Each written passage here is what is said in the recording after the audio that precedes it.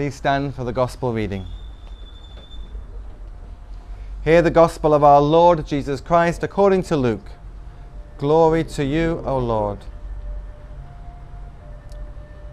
He also told this parable to some who trusted in themselves, that they were righteous and regarded others with contempt. 2 men went up to the temple to pray, one a Pharisee, the other a tax collector.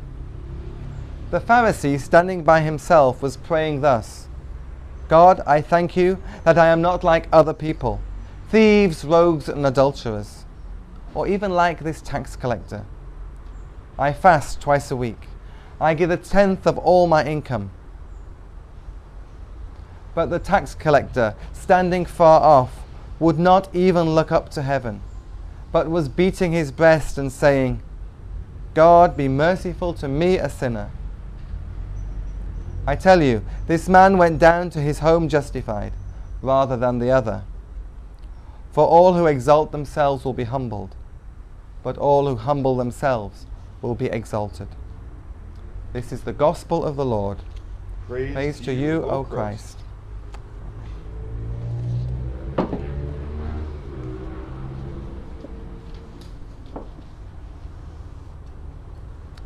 We cannot bribe God.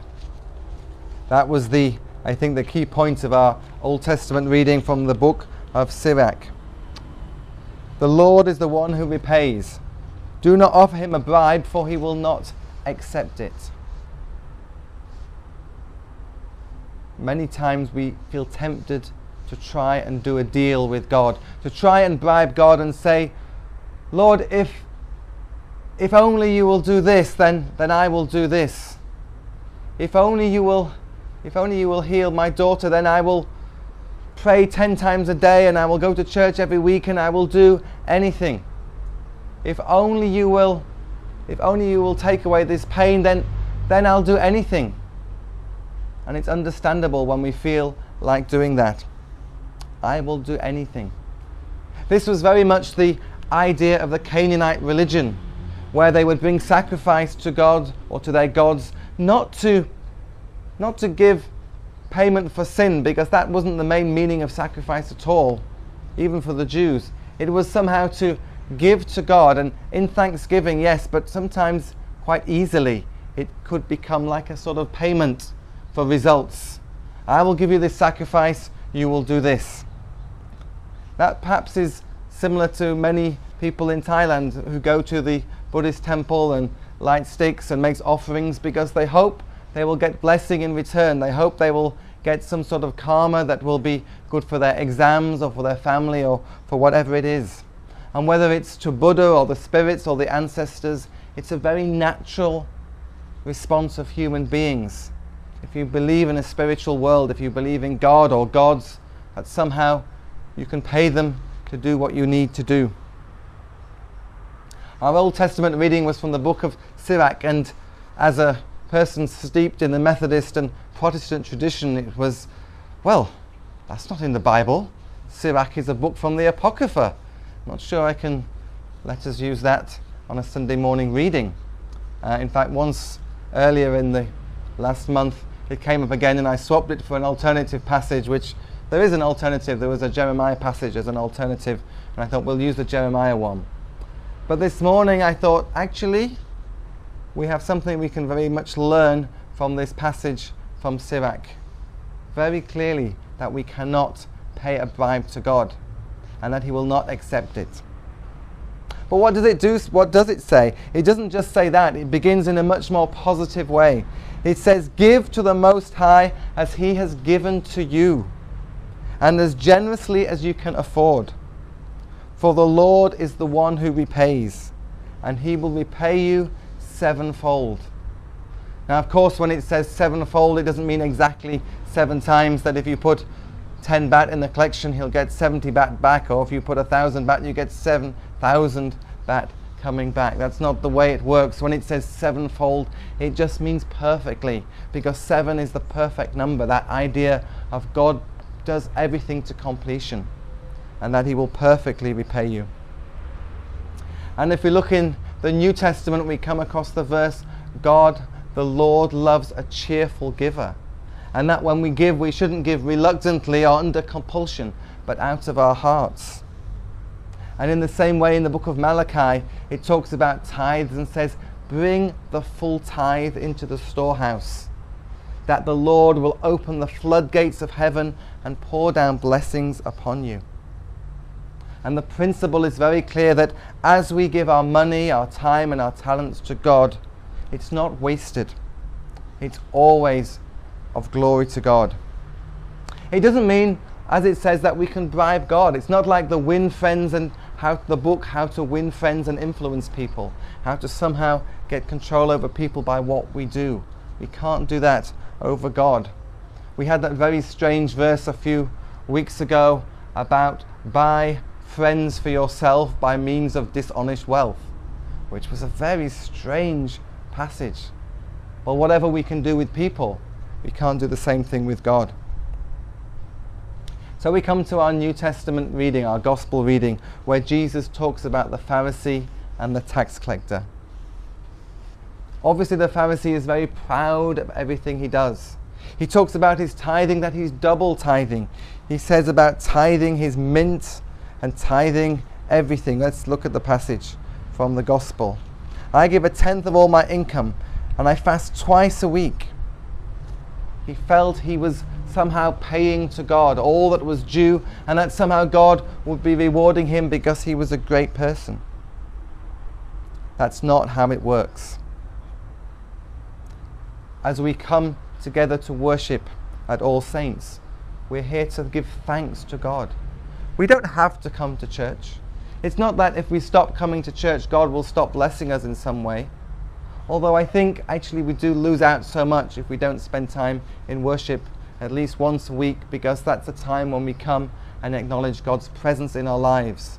Otherwise we just get caught up in day-to-day living and doing things, and we don't take that time apart to just say thank you and remember that we have so much, and also think that, well, how are we living our lives?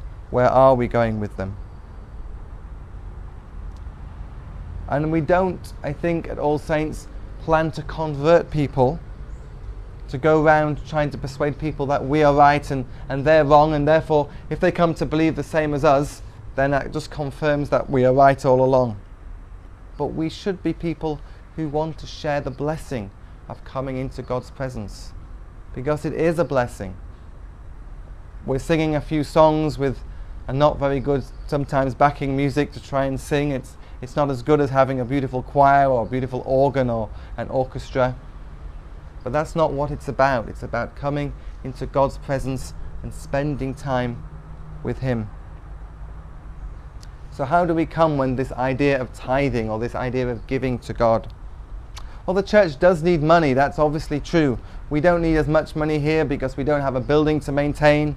We don't have paid clergy to pay and so on. But we do have candles to buy and bread and wine and bulletins to print and websites to maintain. So we do need to give for things to be done. And in the future, God willing, as we grow, we will need to pay for somewhere to meet. This morning we're down on the numbers a few again, but people come and go, and gradually we're getting more and more people. And when we get to maybe about 16, 17, 18, then we have to think of somewhere bigger. And eventually, if things continue, and God willing they will, we'll need to pay someone to be the pastor, someone to be the priest of the congregation, whether it's me or a successor. But we will need to think about that. But we don't live in a legalistic system. We're not in a system where we have to pay a tithe as they did in the Old Testament. It's very different from that.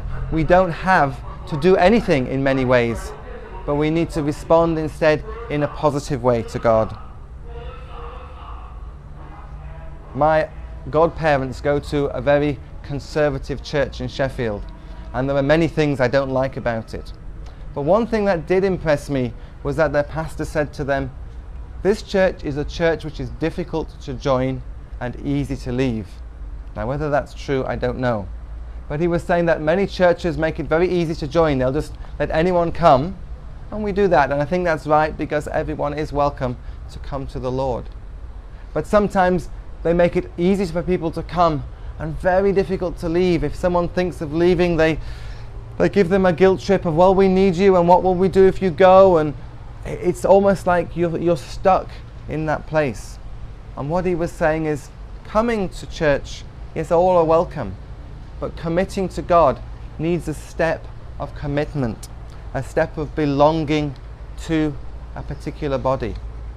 Now, in their church, they're required to do a whole list of things and believe a whole list of things, which again is not the way I look at things. And they're required to tithe, and they must give 10% of all their income, and consequently the church is very financially well off and can do many things. But I don't think that's the way it works. I don't think we're under the law of obeying these rules and being told what to do. In fact, their pastor will even tell people who they can and cannot marry on some occasions, which I think is very strange indeed. But nevertheless, we're called by God to think about how we use our lives. Each one of us has a responsibility before God to decide, well, what are we doing with the time I have, with the money I have, with the talents I have? How am I using that to build up God's kingdom and to make the world a better place? So when we give to God, we need to think, well, are we giving how much? And when it comes to money, are we giving the price of a cup of coffee or a meal or a gym membership? Or how priority do we put on serving God? And that doesn't just mean giving to the church, that just means giving to all good causes, whether it's a charity, whether it's something where helping poor people, whatever it is. We need to think how we're giving out of what God has given to us. And as we make our offering and bring forward the bread and the wine, we also give our lives into God. Some of you will know the story of how I came to Thailand, which is quite miraculous in many ways. I never expected to be here actually studying and leading worship and leading a congregation in Thailand. It's quite a long story, but basically it happened that, I can't tell the whole story now, there's not time, but it just happened that I was working in a school, things were going okay, but I was planning to finish and then start studying. But there were some problems in the school, and some parents made a complaint against me, and the school was fully backing me, but in the end, both the school and myself decided it would definitely be easier. I was leaving anyway in about 3 or 4 months, for me just to work from home and just remove this problem from these parents, because they were powerful people and they could have caused problems for the school and for me and so on. But what that meant was, when it came to coming to Thailand, or when the offer came up of studying here, I could come. And I came 2 months before the term finished, and I was on full pay from my school. So the school in Egypt, which was a conservative Muslim school, funded about 1/3 of my studying at the seminary here to serve God. An amazing way it worked out. Amazing. So I was able to come here at the beginning of June when the semester in Thailand started, even though the semester in Egypt hadn't finished. And I think it was a blessing to the school too, because they saw how God was working. So even though they were Muslim, they saw that God works in people's lives. And even something which could have been a disaster, when you get parents causing problems, and anyone who's worked in the Middle East knows what powerful men in the Middle East, once they decide they're going to do something, they're going to get their way, whatever happens. And so that could have been a real disaster for me and for the school. But in the end, it worked out as an amazing blessing. So as Christians, we're not called to be Pharisees. We're not called to be proud in what we do, quite the opposite. And we're not called, or we're not told to try and buy our way to heaven. That's the opposite what we should be doing. But we are part of the church. We are part of God's family. And so as we give things to God and give things to the family of the church, we're declaring that we're part of the family and that we can share together. The most important thing, though, when we come to worship is that we bring our hearts. And that's why I want to end this morning, because that is what God is looking for more than anything. And so as we worship and sing songs of worship, let's do that this morning. Let's praise God, and let's just give thanks for all that He has given to us. Amen.